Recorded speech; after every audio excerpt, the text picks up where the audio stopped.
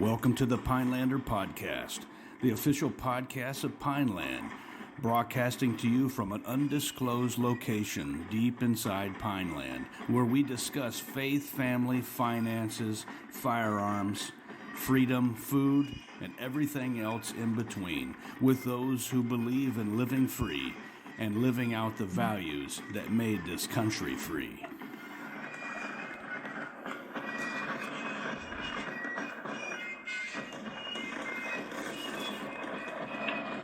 All right, welcome to the Pinelander Podcast. My name is Paul LaFavor. I'm here with my Ranger buddy, Mike Blackburn, and today is Friday, the 8th of September, 2023.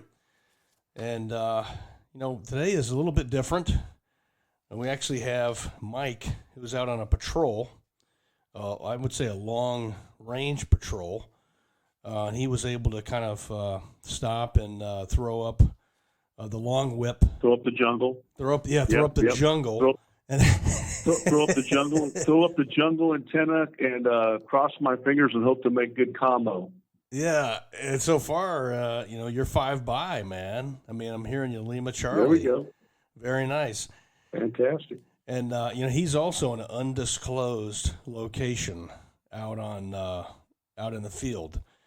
But Mike, what are we talking? Doing a recon. Yeah, doing a recon. Yeah, exactly. With some other good things to follow. Man, you got to check out your area. You know, you got to go out and do your reconnaissance and your surveillance of your AO, make sure everything's cool. Nice. So Mike, what are we talking about today? We're looking at Triple Canopy, one of the books that one of our panel of authors, our family of authors, Pat O'Kelly, and it's a book that came out last year or year before that about his experiences, and the subtitle really gives the gist of the book. It's a warrior's journey from Grenada to Iraq, and I just wanted to ask you, Mike. I mean, what'd you think of this book? I love this book because, it's kind of, it's a lot of soldiers come in and they have ambition and they have things that they want to do and things that they want to achieve in uniform.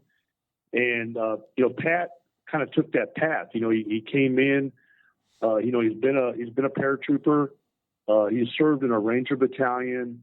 And then of course he joined the Green Berets and served in Special Forces group.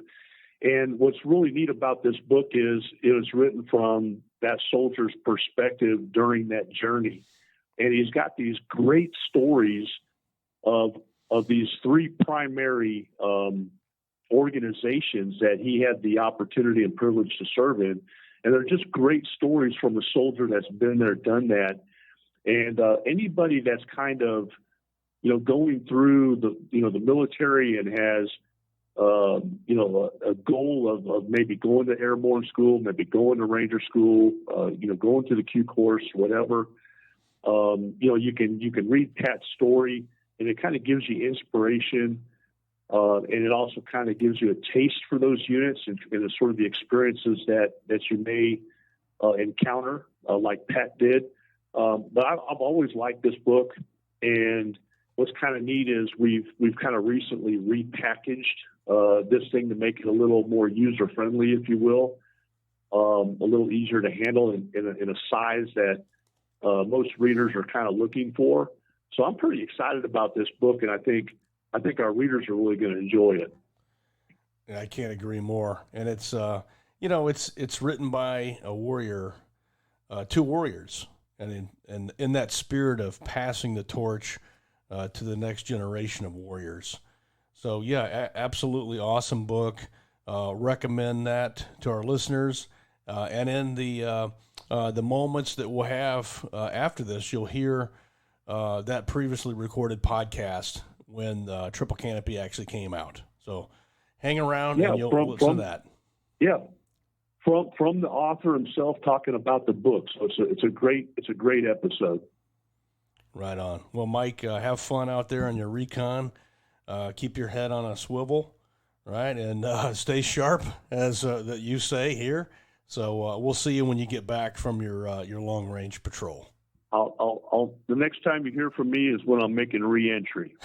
All right. Make sure you've got your at the reentry.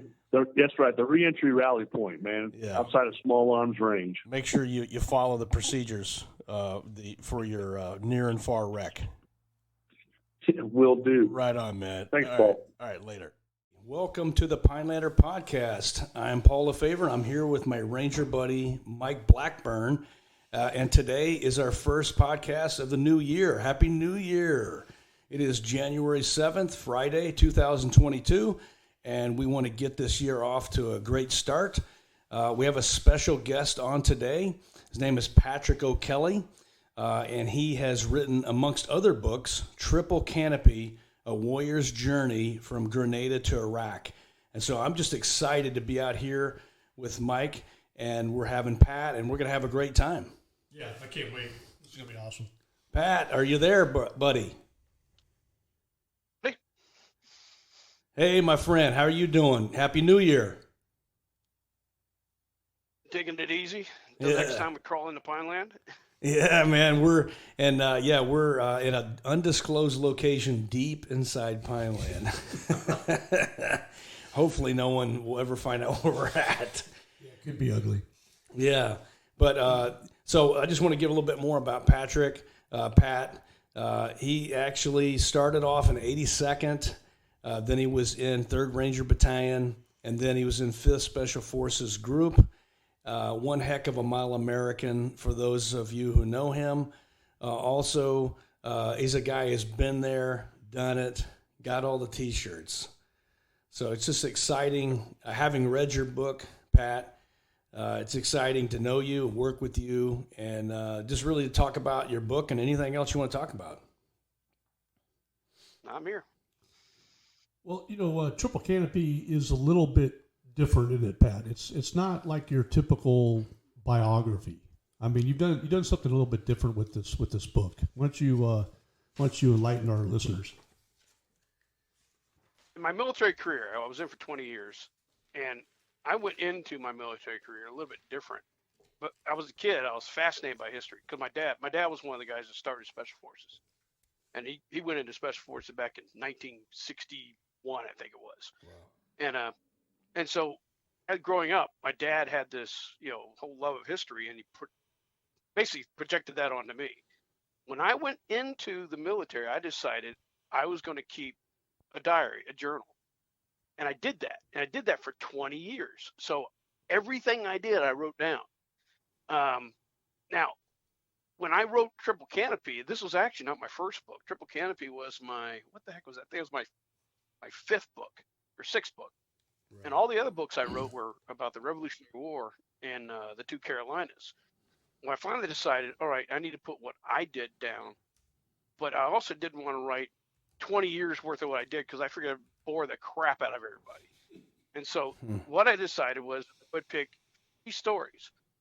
And the Triple Canopy, everybody, I have a Facebook page, Triple Canopy, that was made for the book, and I still get people coming in from people from, I don't know, Latin America, Central America, all these people around the world asking me for a job because they think I'm the other Triple Canopy.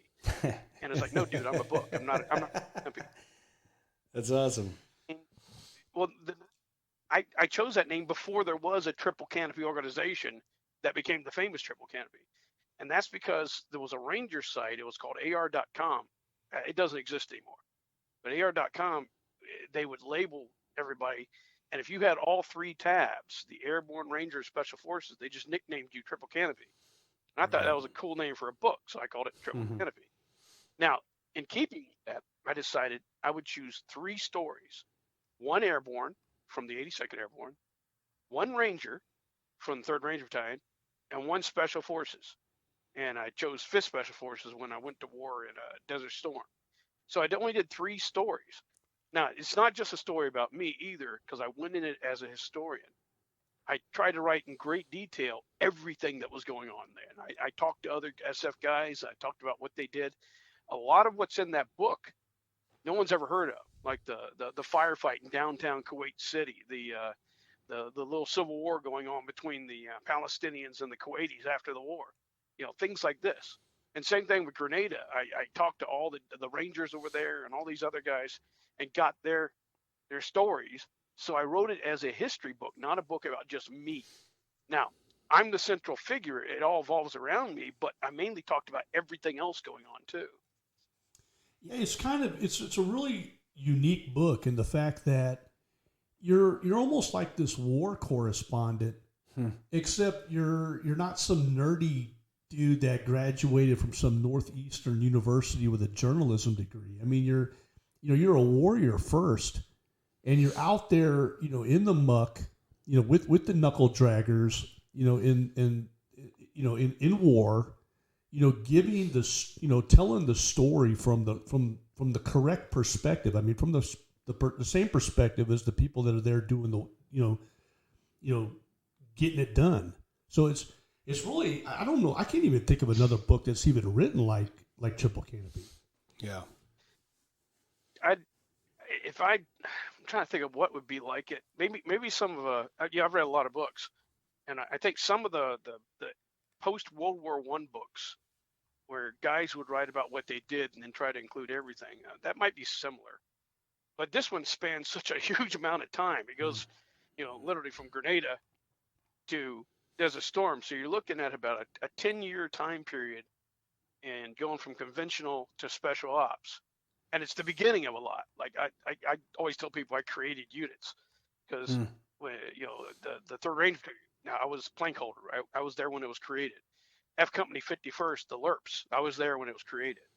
The very short period of time for the Special Forces drill sergeants. I was the first one of those. And also when 3rd Battalion of 5th Group basically was created because they left the old 3rd Battalion of 5th Group in Fort Bragg. That's right. And it became 3rd Group. First to the 3rd. The recreated. I was there. So I was like the creator of units. I was in all the creation of units. So I got planks. I'm holding planks from like 5 different units. Yeah. So when did you enlist, Pat? June of 1979. Carter was president. Not a real good time to be in the military. And it was, and I came in after you. You're my senior. You're Paul's senior. And I came in 1984. So we all heard the stories about the Carter administration and being in the military during those times. And then, of course, when Reagan was elected and, the big defense spending and really kind of turning the military around and dumping a lot of money and new equipment and all that, guys like Paul and I came in after that, but you actually lived through it.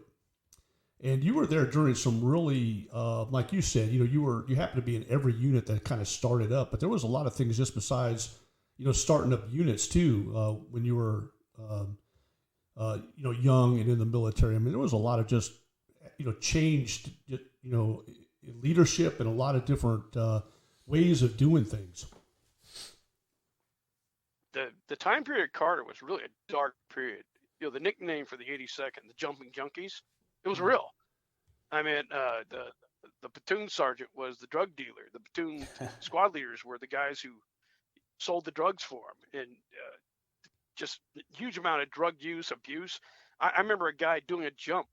Right before he jumped, he took a tab of LSD. He don't even remember doing a jump. And this was common. I mean, it was just a real common time.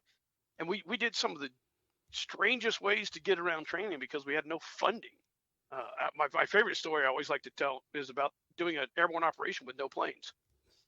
And what we did was we all got on and we drove across the drop zone, and we had each paratrooper get off the truck where you'd normally land if you did jump. And they had with them their reserve and their parachute. And so when the truck got to the end of the drop zone, it honked the horn 3 times. Everybody then, undid the parachute and then rolled it back up again like they had just jumped. And they also undid the reserves. And they did this so the riggers would stay current, because the riggers weren't rigging because nobody was getting any jumps because there wasn't any fuel for aircraft. And then after everybody rigged up, then you'd run to the assembly area.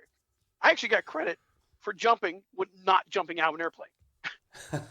That is crazy. I don't think people even realize. I remember those stories. I mean, because, you kind of alluded to it, but, the other thing that took place during that time was a thing called the urinalysis test.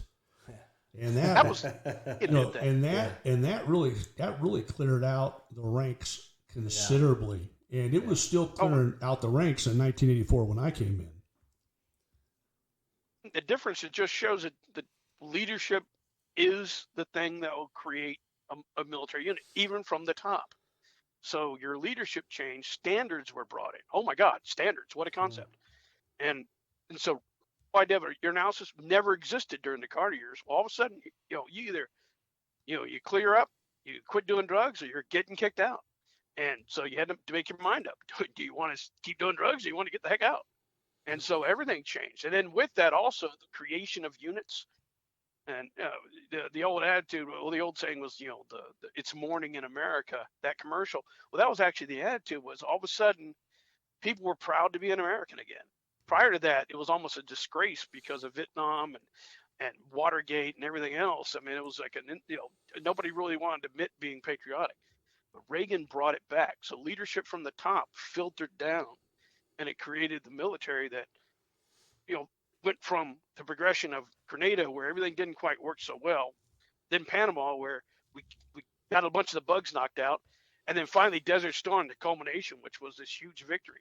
But it was a process of building everybody up and bringing in standards and learning from your mistakes. Well, Grenada, obviously there's a whole bunch of young folks out there that, probably have no idea, Grenada was even, number one, that it exists, and number two, that, we actually invaded the place at one time. But, for me, I was a senior in high school, and that was really what, got me off my butt. And I remember after that, with the jump in the Point Salinas, I mean, I just had to be an airborne ranger. I mean, that was it. I mean, I wasn't interested in anything. Those guys coming in. Was there?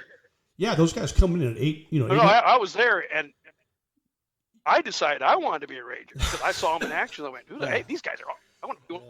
So, I mean, that's one thing. I love your first story just because it brings back those memories. And it was just awesome. We hadn't done anything that this country was proud of militarily in such a long time. And Grenada was really, I remember, like, really just being that kind of turning point where, people were just proud of their country. They were proud of their military. And it like you said, I mean, obviously there was some bugs. There was a lot of things that didn't go well, but that happens in all, military actions really. But, it was just phenomenal seeing those guys go in and just, do that incredible action and the heroism. And I just remember looking at those dudes and, on the cover of Newsweek and just saying, man, that's what I got to do. I got to do that. I got to do that for a living. That just looks too cool. Yeah, a lot of good cadences come out of that too. Yeah. You're saying, Pat? What's about usually it's like, oh, you guys invaded a country club, a golf course, a big joke, ha ha ha. And part of that is people really don't know what the heck happened here. And I tried to tell them in my book. It's amazing the amount of firefights and intense action that was seen there. And what it is the reason that people laugh about it is because Reagan would not allow the media onto the island.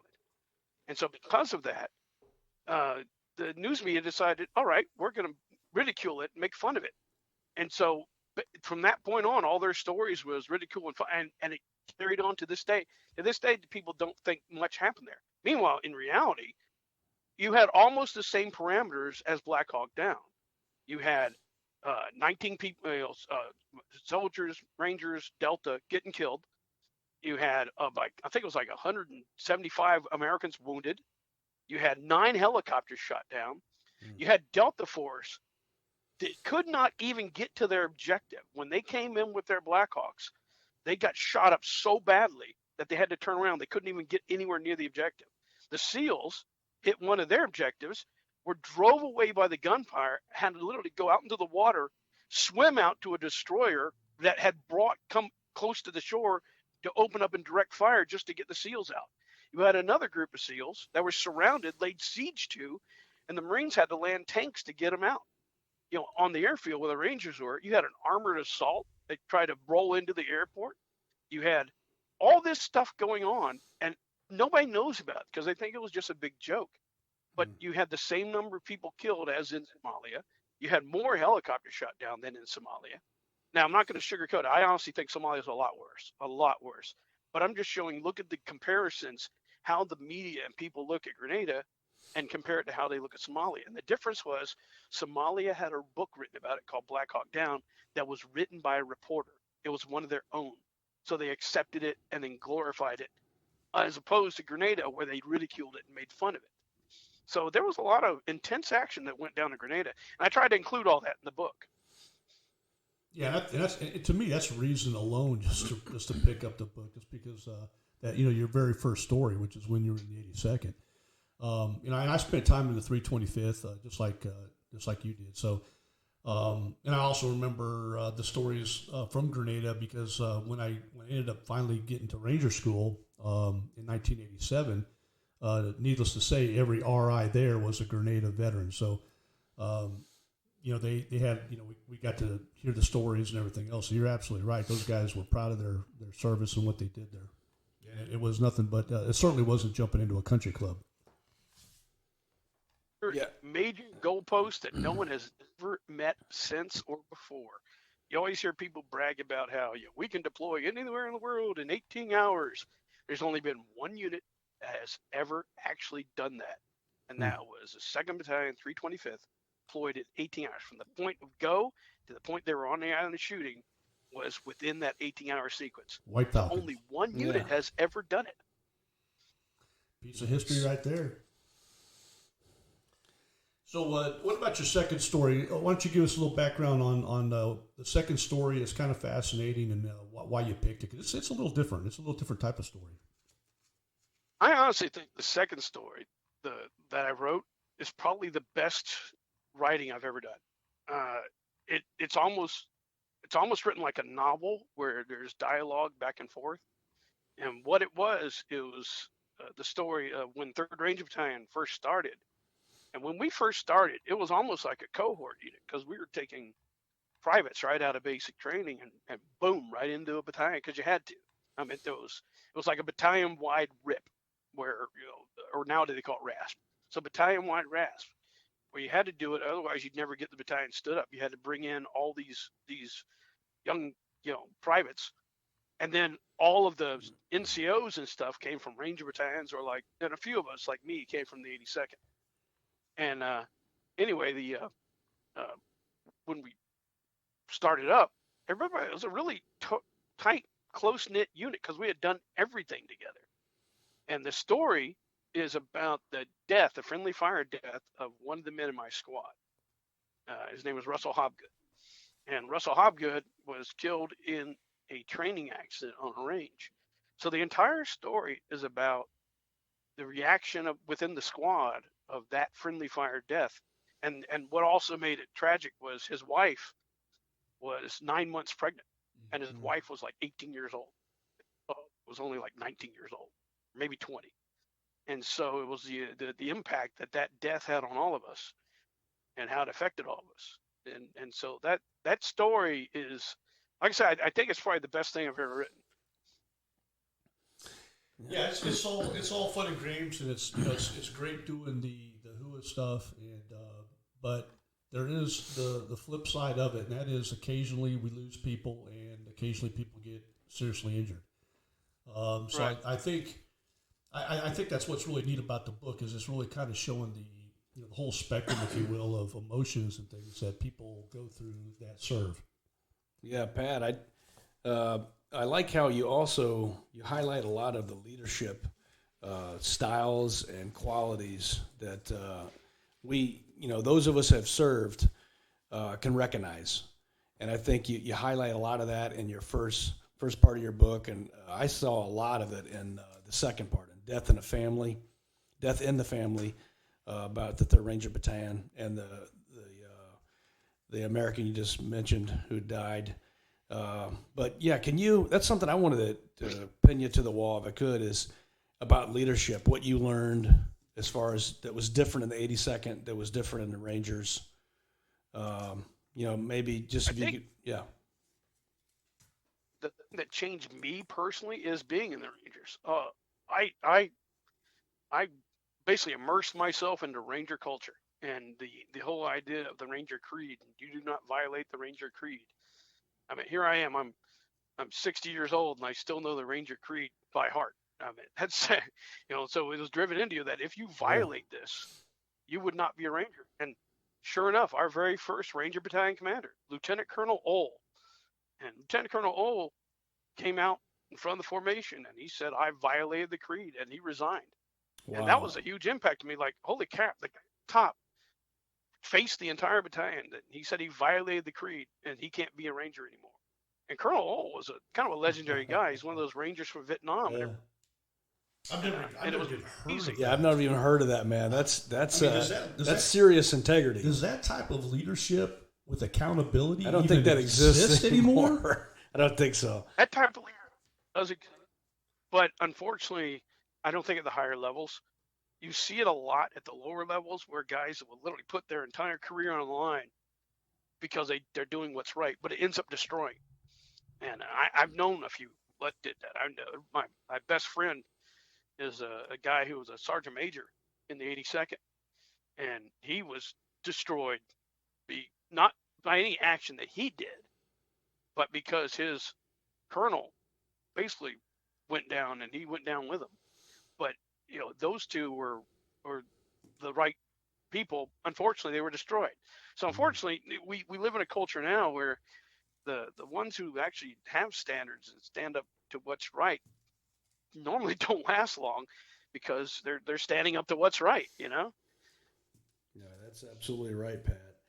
I think that's well, we had a Marine colonel recently kind of exemplify that. Yeah.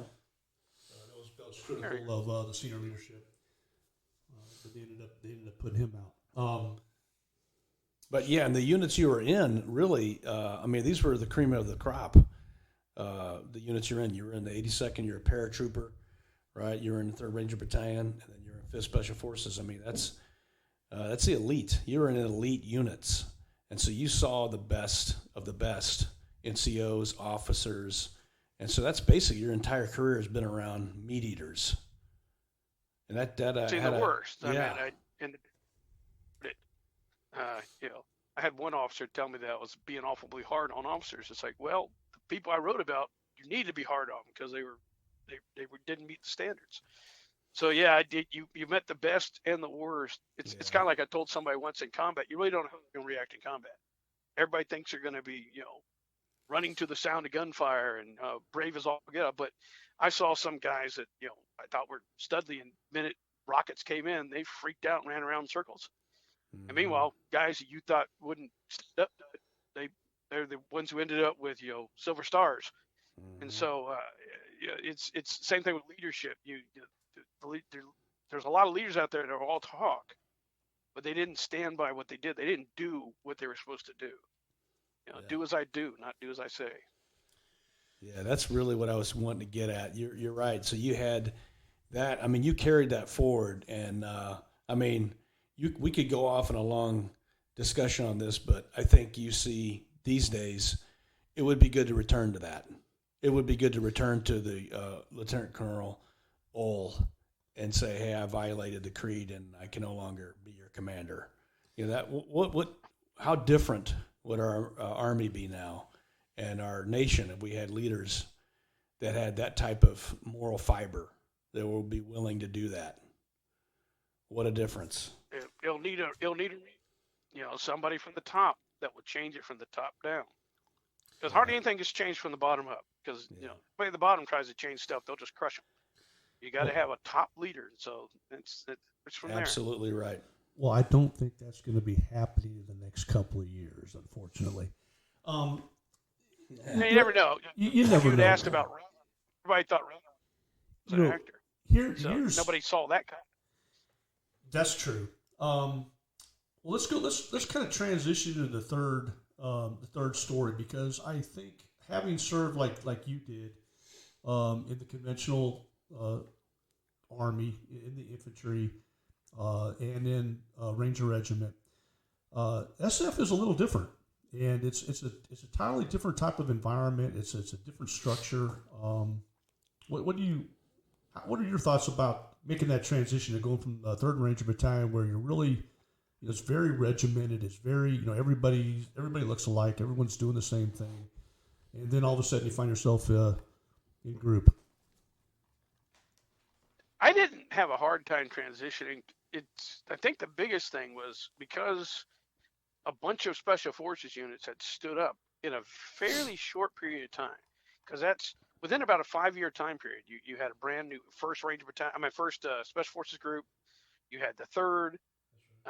You had what was another one? But there was all these a bunch of National Guard ones, but they were brand new, and so you had a bunch of folks get into these that really weren't up to standard, and so it was a rough time trying to basically find our niche in life, because you guys, and the other thing was the higher chain of commands, like Schwarzkopf at Desert Storm.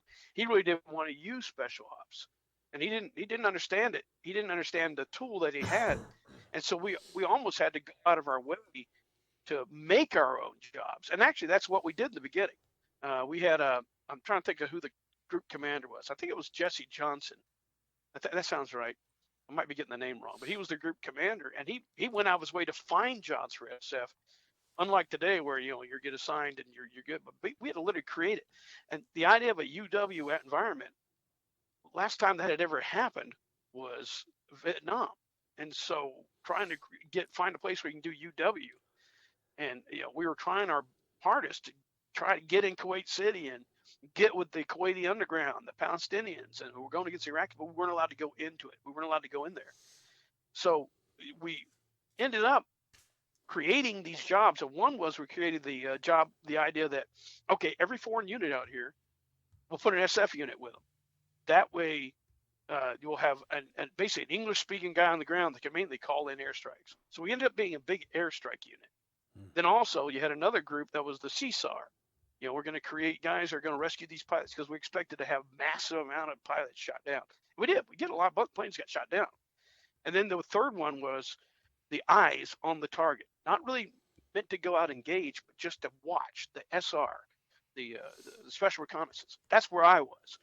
We were doing SR. We were on the border for about 3 months before the war ever began, and we were basically pretending that we were Saudi border patrol.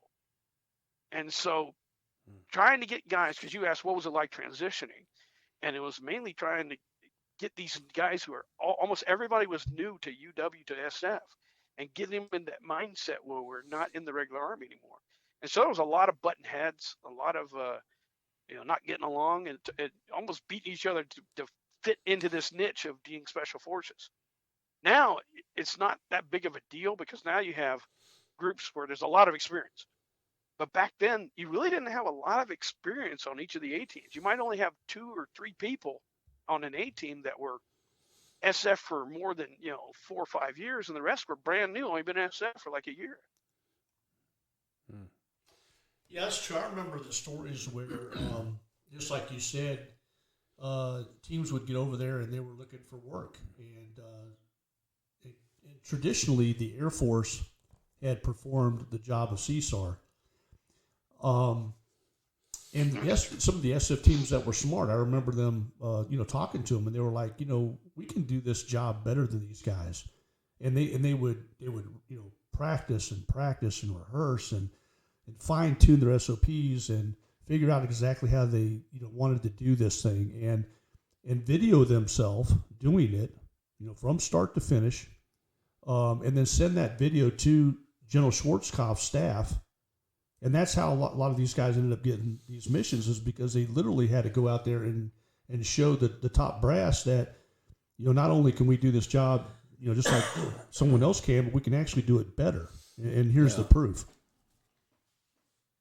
Thing that came out of that is probably the most successful UW mission America has ever done, was when we went into Afghanistan with just 400 guys and ended up taking it. And those guys, you got to figure that's only 10 years away from Desert Storm. So a lot of experienced guys stay with SF. So now you had totally experienced teams who knew what to do, who knew how to do UW now. Another big problem we had in the early days was a lot of guys came from Ranger Battalion, and they got into SF and they were kind of totally disappointed, because they wanted to kick in doors and shoot people, and there wasn't a lot of kicking in doors and shooting people with SF at that time. It was mainly get in there, with somebody from another country, convince them to fight for you, train them, and get them to follow you, go into battle with them. And there wasn't a lot of door kicking, and so it was a different mindset. Unfortunately, today SF is kind of a door kicking unit. They do all sorts of kicking in doors, shoot people in the face. I honestly don't think that Special Forces today could pull off what they did in Afghanistan in 2001. Those guys are gone. That skill of UW. So the UW is going to have to be retaught. So if we ever do have to do another mission where going into an area and convince thousands of the guys from that nation, like the Northern Alliance, to fight for us, and on top of that, these guys had to do it on horseback. They didn't know how to ride a horse. They just adapted that quickly. And so the big challenge for Special Forces is going to be getting back into the UW mindset, or else they're going to lose that job and just end up being a glorified Ranger battalion kicking indoors. Yeah. Well, it's the same thing. I mean, Afghanistan kind of drug on for such a long time that, these teams were having to relearn, how to do a FID, how to do foreign internal defense, how to actually go in and train other militaries in a peacetime sort of environment. But because everyone was just so occupied going in and out of Afghanistan. Of course, when they come out for tour, I mean, they're exhausted. They want to spend time with the family. They want to kind of, get ready for the next deployment. I mean, they were coming hot and heavy there for a while. I mean, everybody was, that's all anybody was doing was just going back and forth to Afghanistan. So, I think SF is just like what you said. I think they're really just trying to get all those other skill sets kind of back up to par where they need to be. Well, tell us about your story in the third story, Pat. Why don't you elaborate a little bit on that story? Yeah, hey, Pat. On that note, there were, as part of your story, what part of it were you involved, like being in a trench, or not a trench, but in like a dugout, kind of being the eyes? I remember part of that. Right. You kind of had some eyes on at some point of your the mission over there. Was with the SR. First off, we were the mobility team, right? And I don't even know if they have that now, but back then we called the mobility team. And what it is just one unit, one team in each battalion had the brand new Humvees, and they were kind of modified for desert use, so they were called Dumvees, right. Desert mobility vehicles instead of Humvee. So anyway, we had the Dumvees, and so we had an A team of 12 guys that was spread out across about a 40-mile area. And we had it broke down into not split team concept, it was 3-team concept, where we had 4, 4, and 4 across the border. And with these 4, there was some radio intercept guys from PSYOPs. And so in each of these outposts, you had maybe 6 guys. So there was 2 vehicles, 6 guys. And each vehicle, you had one 50 caliber, one Mark 19. Mark 19 was brand new too. Nobody ever used that thing in the Army. And so we had to learn from scratch how to do that. So we learned from scratch how to drive a new vehicle, learn from scratch a new weapon and new radio equipment and new everything. But anyway, we were up on the border with the Saudi Border Patrol and the Saudi Special Forces. And all we would do is patrol at night, not in the daytime, because we didn't want them to see our vehicles. We did not want them to know Americans were there. So if we ever did anything in the daylight, we hopped in the Toyota Cruisers with the Saudis and would go. And at one point, our team leader actually went across into Iraq and had basically tea with the Iraqis with the Saudis. They were there because they invited him over. It's like, oh, we're not at war yet. We're still friends and all that. Our team leader was able to speak some Arabic. Well, we all did. We spoke Arabic. But he didn't say much. And mainly the Iraqis just thought that the Americans were a bunch of Syrians. They didn't know we were Americans. So we pulled that off. As we were actually over there in Iraq having tea with them a few months before the war began. So we kept an eye on everything the Iraqis did. Whenever they were putting in a fire trench or whatever, we reported back what we saw.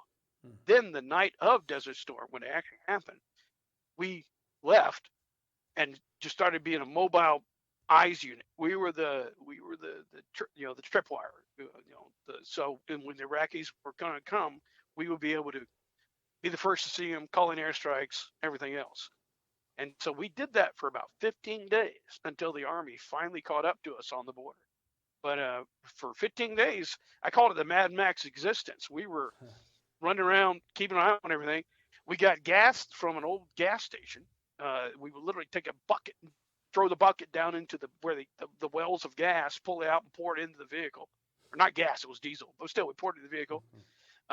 We had MREs, but we didn't want to use them because we didn't know what would happen with the war. We actually planned to E&E to Israel.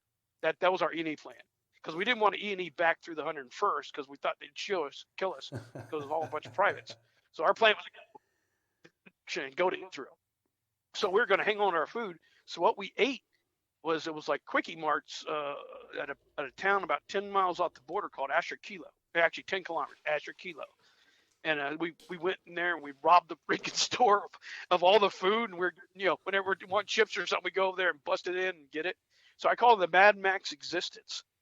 And we wore a combination of Saudi clothes and American clothes. And like I had a wool goat vest. I swear to God, I looked like a Viking.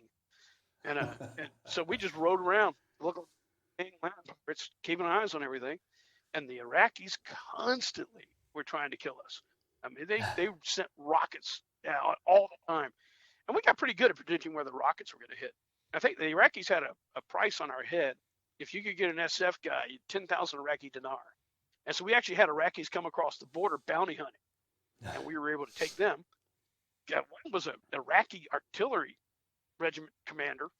And we snatched him up with his, because he thought he was going to get over there and get an SF guy. We took him easy. So, yeah, it was just an interesting, for 15 days, it was living like Mad Max. It was very interesting. Yeah, it's a completely different, and it was a completely different experience than the one you had before. Yeah. Yeah, like you said. Going in Grenada, it was you're fighting out of basically a bridgehead, an airfield, to try to establish a line. Meanwhile, in Desert Storm, it was zooming all over in Iraqi's backyard, just creating mayhem. And the second half to Desert Storm, that was after that, we pulled back and we had to train a Kuwaiti unit to go take Kuwait City. And these guys were right off the street. They had no uniforms. They wore sneakers. They had no training at all. And we had 2 weeks to train them to be an army and then go take Kuwait City. Oh, wow. And we did it.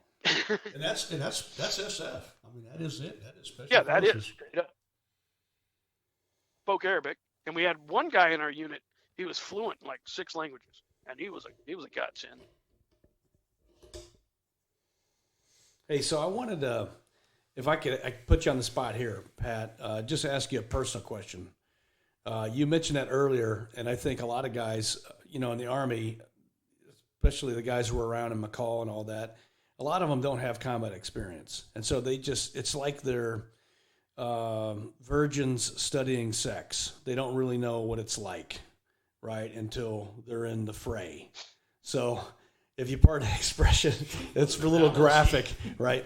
But I guess my question is, what's that like when you're, just for our guys that don't know, when you're in combat the first time and, everything you train for, it much or less and more or less ways made sense or didn't make sense. I don't know if that makes sense. Yeah. It all comes down to training. If you train as realistically as you can, when the real thing happens, it's not going to freak you out as much. Yeah, I talk to a bunch of people about PTSD, and I always say the people who tend to always have like the worst case of PTSD are the people that really didn't have the right mindset when they went to war, and so it shocked them to the point that it well said for That's life. It. Yeah, and didn't go into it with the right mindset. We had a really good set of commanders, and their overall battalion commander for the 82nd was a guy called, his nickname was Mad Jack Hamilton, and he was a ranger in Vietnam, and he did some training that the rest of the 82nd wasn't doing, and so it really got us into the right mindset, and even odd stuff. For example, we at one point our unit was the #1 marksman unit in FORSCOM, because we entered the FORSCOM competition. And think about that, a battalion entering a competition. And what we did was because Mad Jack knew that if you entered the competition, the Army would give you extra bullets. And so he entered the whole battalion. And we got massive amounts of ammo. Holy cow, we went to the range and we trained like special forces. We were firing cases of ammo. And he did that. He was able to find a way around training. And that was, I can do this. And so it worked. We actually won the competition. But better than that, we had a unit that was just an incredible number of marksmen and just massive training. But there was other things he did. And it was just all this training we did that got us ready. So when we actually went to war, there was a few guys that I would say were, chickens and cowardly and ran away, but not many. Like myself, everybody always says when you get in war, you're always scared. I don't know if I'm a weird fluke or what. Every time I've been in combat, I've never been scared. And that may sound weird to anybody who's been in combat, because I wasn't. I was just really hyper aware. And if stuff was happening, I really freaked out. I mean, obviously, a bullet snaps beside your head, you're going to hit the dirt. But I consider it more like a jump scare in a movie, not a real scare. It's just a reaction. Yeah. But I would never crawled up in a ball, stuck my thumb, and was afraid. I never went there. But also, I didn't see anybody else either. And I think that all due to the training we had. Yeah. Now, unlike that, in Desert Storm for 18, there was actually a guy that was really scared to the point, like, it was terrified. And he did things that could get the team killed. So, but then again, I told you, we started fifth group with guys who were brand new to this and didn't have a lot of training. So we went from the 82nd, our unit was really trained up under Mad Jack Hamilton. And then in Desert Storm, they weren't as trained as much. And so you had guys that freaked out, panicked, and, just, it shouldn't have if they had the right training. Yeah. Well, you mentioned Mad Jack Hamilton. He was a Triple Canopy as well. He was my brigade commander, so I know who you're talking about. He's kind of a legend himself. But yeah, I think you said something there when you were talking about the PTSD and the training, and I think it even goes back farther than that. Your upbringing as a child. How much sort of, were you? Did you have a helicopter mom? I mean, were you shielded, or did you have one of those experiences when you're growing up where you were allowed to kind of get out and venture out and get in trouble and solve problems, try not to get caught, see crazy things? How much mental, ability are you able to sort of realize that, it's a really big world with a lot of varying different experiences. And I think you alluded to the fact that if you are properly trained and if you've experienced a lot of various different types of stresses, I think that all helps to kind of mentally prepare you for combat. Yeah, I mean, I grew up. Yeah, figure. You asked about my mom, helicopter mom. I don't think helicopter moms existed back then. 1960s mom, smoke a cigarette and tell you, hey, it sucks to be you. Get up, quit bleeding. That's right. That kind of mom. And I grew up in, like I told you, my dad was Special Forces, and he went from, and I mentioned this, I write a little bit about him in the book. He lied about his age and went into the military when he was 15. And he's one of the guys that started Special Forces, and he ended up getting a battlefield commission because he did a thing with the CIA in Vietnam. And because he got a battlefield commission, he decided he wanted a hard commission. And he went from being a sergeant to an officer, and he retired as a colonel. And so he went from a private to a colonel, and I think his career was 27 years. Now, growing up, my next door neighbors were these guys that were legends. I just didn't know it. They were just next door neighbors. Like the guy who was my direct next door neighbor was Mr. Williams, who ended up being, he was a Sante Raider. I didn't know that. I just knew him as Mr. Williams. And I think he got a Silver Star in Sante. And his brother got a Medal of Honor. But anyway, I grew up around these guys. So when I went into the military, the idea of like Special Forces being this goal that was impossible to seek, my attitude was like, well, heck, Mr. Williams is a goofball. If he could do it, so could I. And so I went into everything like that, like, hey, that guy can do it, so could I. And so, yeah, it was definitely upbringing it was, I'm not going to say it was hard. I had a good childhood. I didn't have a trouble one. I didn't have a rough one. Grew up in military bases, moved around a lot.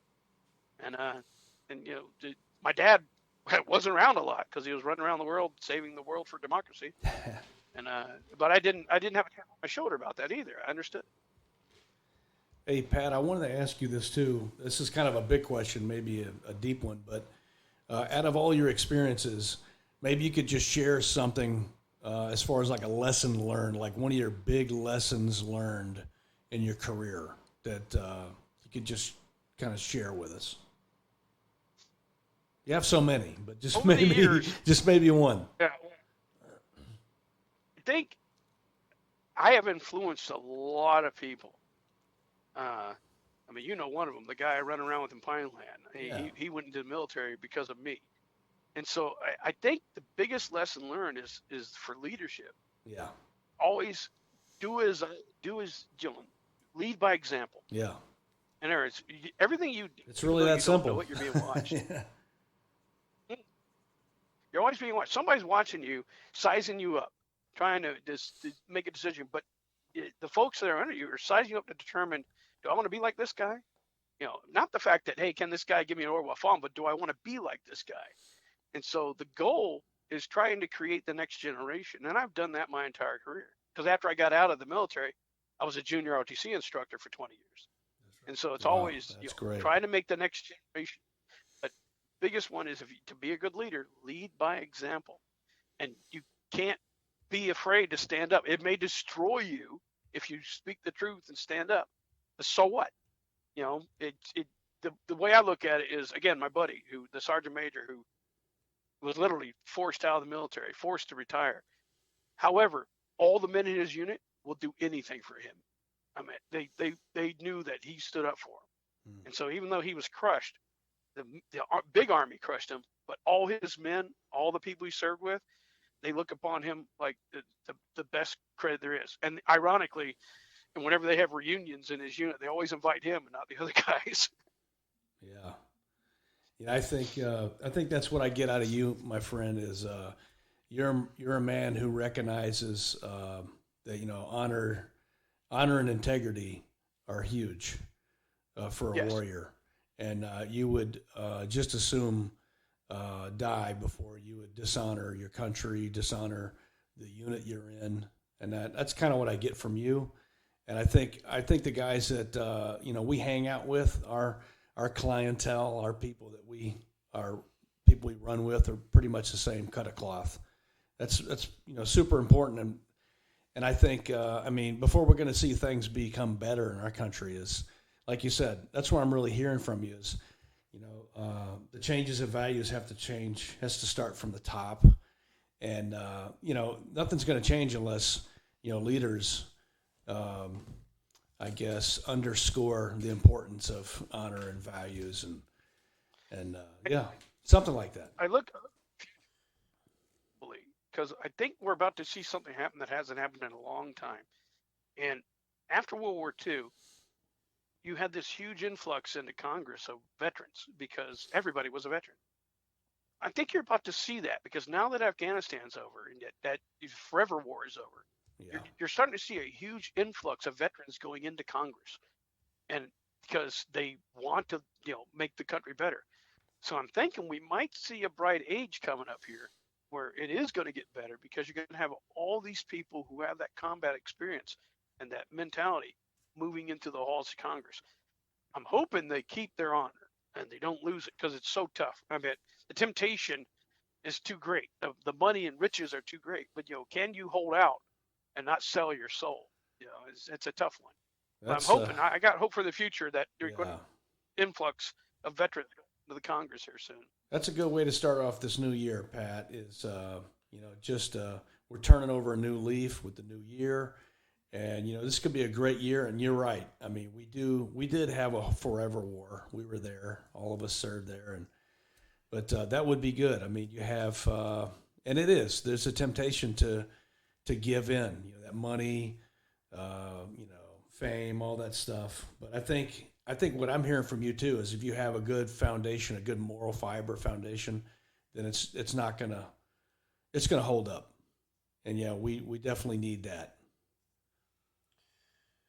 Well, besides all the books that you've written, Pat, you got a lot of other interesting hobbies and things that you Absolutely. that you're involved in. Why don't you? I'm sure our listeners would love to hear about the ferret. Mad Alice. Mad Not Mad Alice. Alice. Little Alice. Yeah. Little Alice. Something else. But no, Little Alice. Little Alice is my ferret. Its ferret is a armored scout car, and this whole thing came about because of we were sitting around during Robin Sage, shooting the breeze about what is your dream car, and I said, I want an armored car, street legal armored car, and my buddy Bert, who also does Robin Sage with me, he whips out the phone because he's my enabler, and he whips out a phone and shows a picture of me. I went, oh no, I don't want that one. He whips out and shows me another one. I went, oh, that's cool. And so within 1 year's time, I went from kicking around the idea at a diner in Pineland to owning this ferret that I had. It was restored by the British Museum, shipped over to the U.S., and it's street legal. It's got a machine gun in the turret. It's got a turret. It fits 2 people, smaller than most pickup trucks. It weighs 5 tons, but it's smaller than a pickup truck. In fact, I could probably put my ferret inside my F450 flatbed. But I did this mainly just because. But secondly, I did it because, this would be a cool asset to use during Robin Sage. Make this the bad guy. Make this the quick reaction force that comes in and, wipes you out if you stay on the objective too long. So, yeah, we have a blast with this. And named it Little Alice after my wife. My wife is Original Alice. And so she's Little Alice. I even got painted Little Alice on the turret just to honor her. Yeah, and it does strike fear into the hearts of students. Well, first time they see it, oh my cow. Is that like a W? Holy crap, it's got a machine gun on it. Oh my God, it's the worst nightmare. It's got a machine gun that works. Yeah. Yeah, no kidding. Yeah, that's a scary little vehicle. Listen, besides the Robin Sage, what else have you been able to do with Little Alice? I mean, you guys go out to some of these other events and let people look at it and what have you? Or I really haven't much. I did a couple of my other hobby I do is reenacting, Revolutionary War reenacting, and World War I reenacting. And so I took it to one of these what's called a timeline show. I really haven't showed it off that much. The other fellow I talked about, Bert, he works in Hollywood. He's on the set of The Walking Dead right now, and he advises and basically is the armor and things like that. And we're trying to get Little Alice the ferret into Hollywood and use it. And so once we do that, we'll have a blast with it. Other than that, I just use it to go to the grocery store and stuff like that. Yeah, because if you're anywhere around Fayetteville or Sanford or Spring Lake, you might see a little green armored car zipping around. That's me. Sitting in the parking lot of Food Lion, just getting your groceries. That's awesome. Yeah, I tell you what, I think the ferret would be awesome on the set of The Walking Dead. I mean, I think it'd be just cool just to see something like that. Yep. I think it should have a camera. Every time a movie comes out, oh, there's a ferret. There's a ferret in that movie. Look at him. The movie just came out called Free Guy. It was a comedy, but he's got a collection of all these arms and weapons and stuff that he's taken from our people. And there was a ferret. I went, oh, there's a ferret. That could be mine. I could have got there. Hey, Pat, I wanted to ask you, too, about your other books that you have, just so that our listeners know. You did mention that you're a reenactor for the Revolutionary War, and I think that you, if memory serves, you specialize, amongst other things, with Francis Marion. Is that correct? Well, I did a book about Francis Marion that I'm going to re-release it here, probably this year. But it's called an orderly book, and what it is all the orders that Marion told people to do was written down, and so I transcribed these. These are all in Marion's words. And Marion, most people think Marion is the swamp fox, the guerrilla fighter, but he was a really excellent conventional commander too. I mean, he commanded the Fort Sullivan, South Carolina, when the British fleet tried to invade and take it. Right. And they drove him back. It was the first of the Royal Navy in like 250 years. And so he was a conventional commander. And then just through a sheer fate, he didn't get captured in Charleston when it fell. And so he ended up this guy who knows how to lead people in the backwoods of Georgetown, South Carolina, and all of a sudden he raised a little militia army to take them on. So he did the orderly book, his conventional orders, but he also kept the orderly book when he was a guerrilla fighter. So I transcribe all these, but I also do a history in between. A lot of the history I'd already written because I have a 4-volume set called Nothing But Blood and Slaughter. Right. And it's about every single action that happened in the 2 Carolinas. That's over 950 actions. Wow. So there's a lot of guerrilla warfare going on then, a lot. I got to figure, for the South, it was called, in fact, the name of the book, Nothing But Blood and Slaughter, that was a quote from the American General Greene talking about fighting in North Carolina and South Carolina. He said that if the people don't desist, it will be nothing but blood and slaughter, because it was a bloody civil war. Yeah. I mean, it was a lot of guerrilla warfare going on. Think of about the best way to think of it is think of Bosnia in the 1990s. It was like that, but it was such a bloody level. But anyway, I took most. I didn't cut and paste, but I took what I had and then updated it a little bit. And so that's in the Francis Marion book. Yeah, and I'm going to try. The reason it's not out right now, with a publisher that was kind of me over, and so I had to stop publication of the 2 books, the Triple Canopy and Francis Marion. But I'm going to re-release Francis Marion in 2022. I just got to get back in there and re-edit it one more time. But it's a huge book. It looks like a telephone book. It's so big. Yeah, it's the largest orderly book since, because most orderly books during war only go for like 4 months or 5 months. His went for 8 years. Wow. They kept them apart.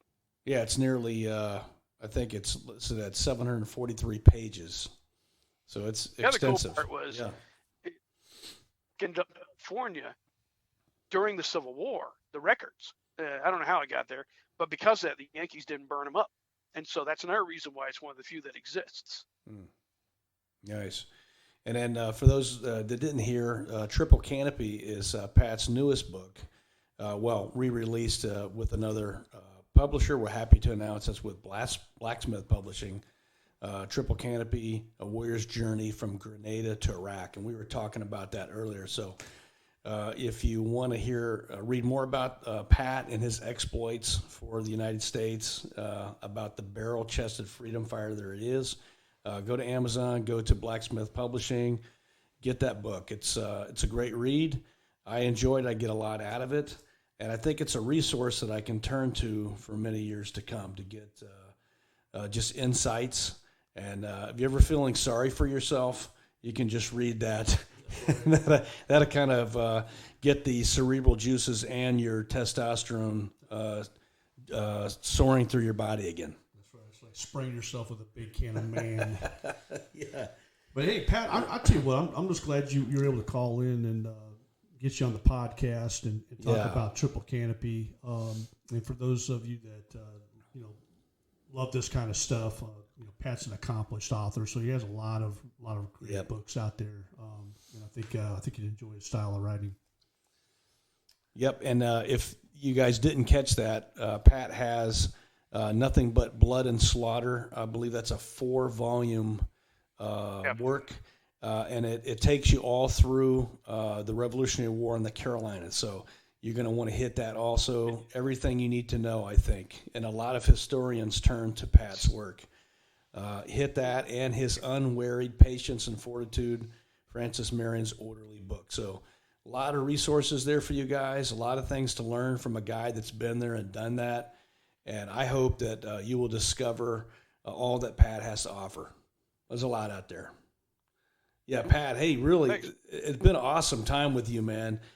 You're a great friend, a great coworker, and I know we'll see you here pretty soon out in Pineland, but really, brother, appreciate you. Thank you for your service. Thank you for your loyal and patriotic service to our country. Thank you for the great words of encouragement that we have brighter days ahead. I think we do. America is a great nation. It always has been. It hasn't never been perfect, but I think that I think we're turning a good leaf, as you mentioned, in various ways. And I'm going to hold on to that faith, brother. I appreciate that. Yeah, that's good. That's good to know. It always gets better. Yeah. Things always get better. Things back and forth. Yeah, man. Elam swing. So, hey, Pat, you got any parting shots for us? I think we're We're about that time. We're about a 1 hour mark. You got anything? Any parting shots? If this is going out to, anybody who's thinking of going to SF, same thing as before. Lead by example, and don't be afraid by standing by your convictions. You may go down in flames, but you know what? It'll be a glorious sight, and people will hold you up high. That's it. Well said, sir. Well said. Thank you, Pat. God bless you, brother.